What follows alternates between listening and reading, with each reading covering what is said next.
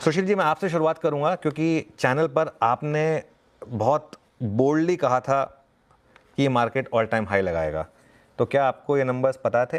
और दूसरी बात, क्या अब वो ऑल टाइम हाई अगले 15 दिन में लग जाएगा या थोड़ा वेट करना पड़ेगा? देखिए, नंबर्स पता तो विष्णु जी के सिवा शायद किसी को नहीं होंगे। ब्रह्मा जी को भी जब वर्क ऑर्डर मिलता है विष्णु जी की मर्जी से, तभी वो बना पाते हैं। ब्रह्मा को भी नहीं पता कल क्या होगा।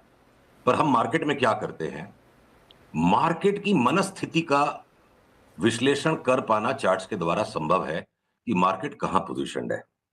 तो जो अनुज, आपने भी इस कंसेप्ट को बहुत सिंपल लेमैन्स लैंग्वेज में कई बार कहा है, मार्केट की पोजीशनिंग। तो extreme fear, extreme panic, extreme pessimism, index के ऊपर उतनी चोट नहीं लगी थी इंडिविजुअल कैश के शेयरों में, ये मोदी फैक्टर वाले सेक्टर्स में, जहां 10 दिन से लगातार चेतावनी भी था कि 100 शेयर अब यहां बेचना नहीं है। तो देखिए, अडानी जैसी खराब खबर को बाजार पचा गया कि पोजीशनिंग ये थी कि ऑलरेडी बाजार को जितना डरना था डर चुका था। और अब ये जो रिवर्सल बन गया, यहां कोई ले ही नहीं पाएगा। मतलब जैसे बोले भाग्य बदल गया, समय बदल गया, पूरा एरा बदल जाएगा, वो बाजार का कलर ही चेंज हो जाएगा एक झटके में। तो अंडर बॉट मार्केट या जो लोग शॉर्ट को लेट करके फंसे हुए हैं, अगले 1000 पॉइंट तो वही लोग बढ़ा देंगे। जो आप कह रहे हो 400-500 पॉइंट ऊपर उछल जाएगा।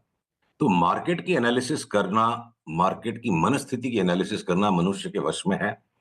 और खास करके इलेक्शन जैसी चीज पे, मोहब्बत में, जंग में, क्रिकेट के मैच में, विष्णु जी के पता, मेरे मेरे हिसाब से किसी को नहीं पता है। तो मोटी बात है अनुज, कोई आंकड़े नहीं पता थे, पर बाजार की पोजीशनिंग समझ में आ गई थी। ओके, बिल्कुल। सुशील जी, बैंक निफ्टी जिसने लगातार आउट परफॉर्म किया, जिसने लगातार अपने लोज को होल्ड किया, 200 मूविंग एवरेज, जिसको खैर आप ज़्यादा इंपॉर्टेंट नहीं मानते हैं लेकिन फिर भी उसको होल्ड किया, क्या बैंक निफ्टी पहले ऑल टाइम हाई लगाएगा? अनुज, काश आपने ये प्रश्न मुझसे नहीं पूछा होता। काश। तो उसी का सुशील जी, जवाब, इसका पूछ जवाब, लिया है तो अब जवाब दे दीजिए। इसका जवाब इस तरह से है। हाँ। मतलब कुछ हो भी जाएगा, इसका ऑल टाइम हाई आ भी जाएगा, तो इसमें तेजी का दांव लगा के पैसे कमाना बहुत ज्यादा कठिन काम है, कंपेयर टू स्ट्रेट फॉरवर्ड पैसा आपको जो दुनिया भर के और सेक्टर्स में बनेगा।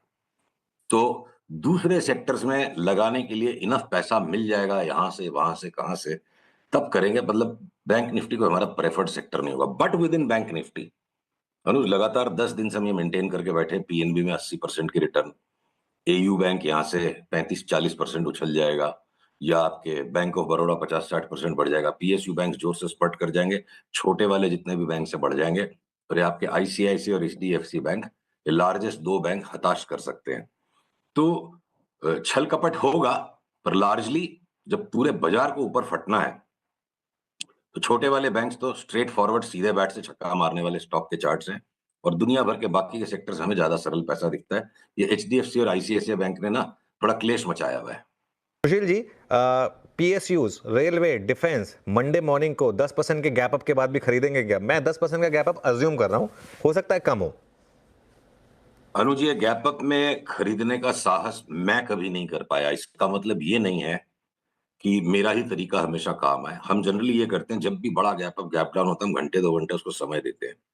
और हो सकता है कि इस गैप अप के बाद 1-2 दिन अगर बाजार में कोई ठंडक आए, तो हमको उसमें एंट्री करने में ज्यादा आसान पड़ेगा। मैं ब्रॉड कॉल ये लेना चाहता हूं यहां से कि ये 40-50% टाइप की गेन्स बिल्कुल पॉसिबल है डिफेंस, रेलवे और पीएसयू जैसे स्टॉक्स में। समझिए 15-20 जनवरी तक, 26 जनवरी तक समझिए, ये नया इतिहास बना देंगे, कोई बड़ी बात नहीं लगती है। और पीएसयू बैंक्स में 30-40%, साथ में आईटीसी लग जाएगा, उसके 40-50% वाली ब्रैकेट में टाटा मोटर्स लग जाएगा, और ये एफएमसीजी, रिलायंस जुड़ जाएंगे कंज्यूमर नेम्स के साथ 25-30% तक की भी गेन देने में। तो बहुत कुछ इंडेक्स के बाहर है।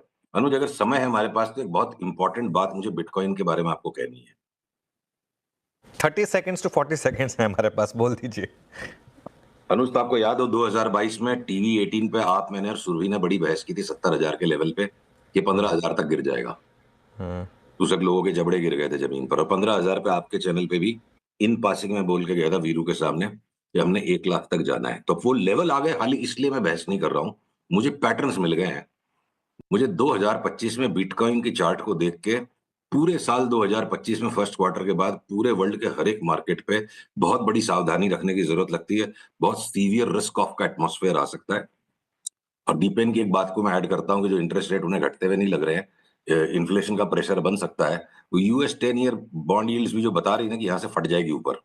The something Contra intuition may be geopolitical risks will expand despite the fact कि ट्रंप जीत के आ गया एंड ही नॉर्मली वो बहुत शांति प्रिय व्यक्ति है।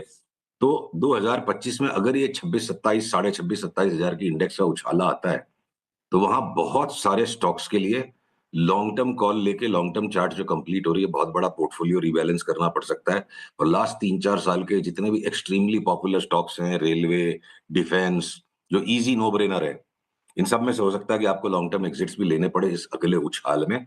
वो सावधानी रखनी है। मंदी के अंदर में कोई को लगता नहीं कि माल लेना, और जब वो आएगी तेजी जनवरी में, उस टाइम जब आपके साथ चैनल पे डिस्कस होगा कि यहाँ से वापस निफ्टी 21,000 जाएगी, हमारी तो ट्रोलिंग तब भी नक्की है। हम भाग्य में लिखवा के लाए नहीं, ट्रोलिंग। कोई नहीं, ट्रोलिंग से खैर स्ट्रैटेजी नहीं बदली जाती। आज अगर मार्केट खुला होता तो निफ्टी अब तक 1000 पॉइंट ऊपर होता। बहुत सिंपल है। मैं आई थिंक फ्राइडे को भी ये बात कही थी, आपने बोला था कि मार्केट ने थर्सडे को एक ख़राब खबर के साथ बॉटम बनाया, और शायद वो एक थर्सडे को एक लॉन्ग की हमने बात की थी मार्केट में कि अब आप शॉर्ट भूल जाइए, और अगर आपने शॉर्ट में पैसा बनाया है तो बुक कर लीजिए, मार्केट आपको मौका नहीं देगा, आपकी दुर्गत कर देगा अगर आपने बुक नहीं किया तो। फ्राइडे को मैसिव 550 पॉइंट की रैली, जिसमें से 250 पॉइंट आखिरी के 1 घंटे में आई थी, और आई थिंक कुछ ना कुछ मार्केट को ये पता था यहाँ पर। देखिए, मार्केट को हमेशा पता होता है, वो तो हम लोग एनालिसिस में पीछे रह जाते हैं। तो जब मंदी चल रही थी वही मार्केट को पता था क्यों हो रही है, जब वो थर्सडे फ्राइडे की लोअर लेवल से तेज़ी हुई वो भी मार्केट को पता था कि ये। एक और चीज़ बताऊँ मैं यहाँ पे एक और व्यक्ति की जीत हुई है, प्रदीप गुप्ता जी की, जो एक जैसे कहते हैं ना रीबर्थ हुआ उनका भी। उन्होंने मतलब एक दिन रुक के वो एग्जिट पोल निकाला, एकदम क्लियर वन वे वर्डिक्ट दिया, उससे भी ज़्यादा सीटें आ गई। वैसे खैर वो अलग बात है। देखिए, मार्केट में करेक्शन क्यों आई थी ये समझना जरूरी था। मार्केट में करेक्शन आई थी क्योंकि अर्निंग्स खराब थी। अर्निंग्स खराब क्यों थी? क्योंकि लोगों का गवर्नमेंट कैपेक्स बंद हो गया था। आप